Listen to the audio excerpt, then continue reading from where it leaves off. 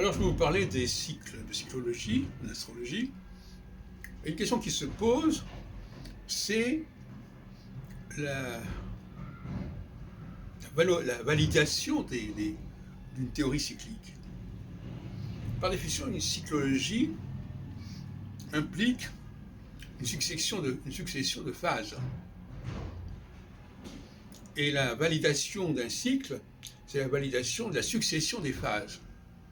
Et pas seulement d'un seul point du cycle, comme par exemple la conjonction. Et en priorité, il faudrait valider la conjonction, l'opposition et le carré. Les autres aspects passant au second plan, parce qu'on ne va pas non plus vérifier tous les stades du cycle. Et d'autre part, il y a, à mon avis, une probabilité pour que cette structure quaternaire soit la plus valable. Par conséquent, et notamment quand un cycle est long, quand un cycle fait plus de 30 ans, par exemple, et même moins, il faut absolument le couper en 4. Le découpage en 4 du cycle est une question fondamentale.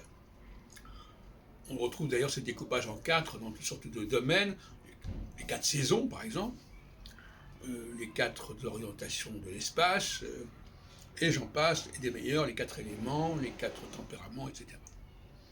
Et puis aussi les cadrans, tout simplement, puisque le mot cadran vient du mot 4. Les quartiers aussi.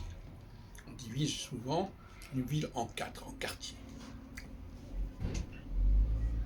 Dont la Lune au quartier de Lune, premier quartier de Lune. Donc, moi-même je plaide coupable, puisque j'ai publié en 1994 un ouvrage qui s'appelait l'astrologie selon Saturne, où je n'étudiais que le passage de Saturne tous les 28 ans, sur certains points du ciel.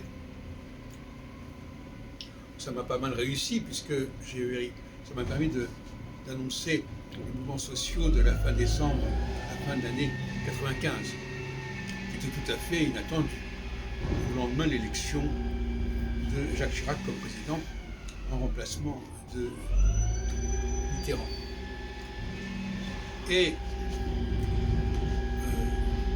la question qu'on peut se poser, effectivement, c'est en ce qui concerne André Barbeau et le cycle Saturne-Neptune. Comment valider le cycle Saturne-Neptune? Faut-il le valider uniquement à la conjonction qui a lieu tous les 36 ans? Faut-il le valider à mi-parcours tous les 18 ans lors de l'opposition Saturne-Neptune? Faut-il le valider au carré de Saturne-Neptune, de Saturne à Neptune, etc. etc. Une question qui se pose de cette façon. Or, dans le cas de l'histoire de ce cycle Saturne-Neptune, qui est une histoire longue, puisqu'elle remonte au plus tôt à 1953, et elle peut remonter jusqu'à 1917, puisqu'elle est associée, d'après Barbeau, au destin de l'Union soviétique.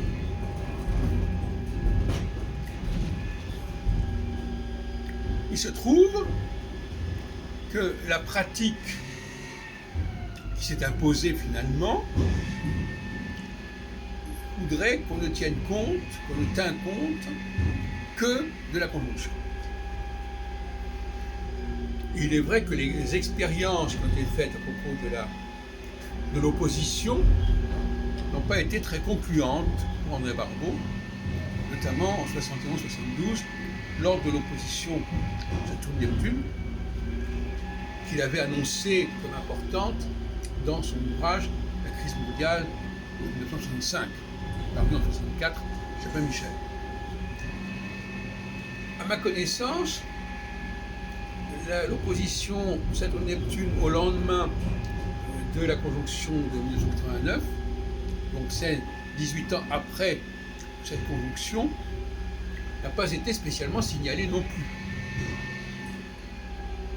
En revanche, Armand Barbeau avait proposé, rappelle d'ailleurs Plenov dans un article, de mettre en rapport l'opposition Saturne-Neptune de 1935-36, donc 18 ans après 1917, il y a eu une conjonction, il avait proposé de l'associer au Front populaire de 1936.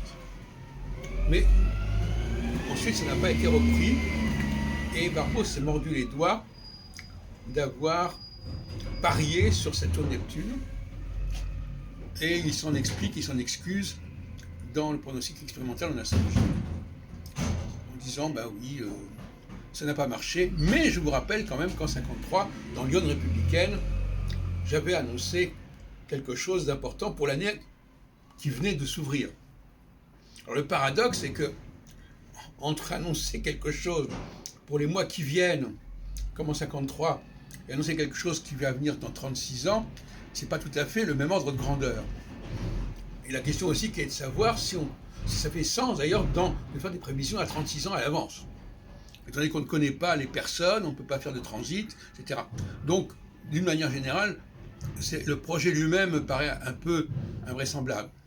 De la même façon, et ça c'est notre paire de manches, que le fait de faire utiliser Neptune, qui est une planète transsaturnienne qu'on ne connaissait pas dans l'Antiquité, c'est pas évident non plus.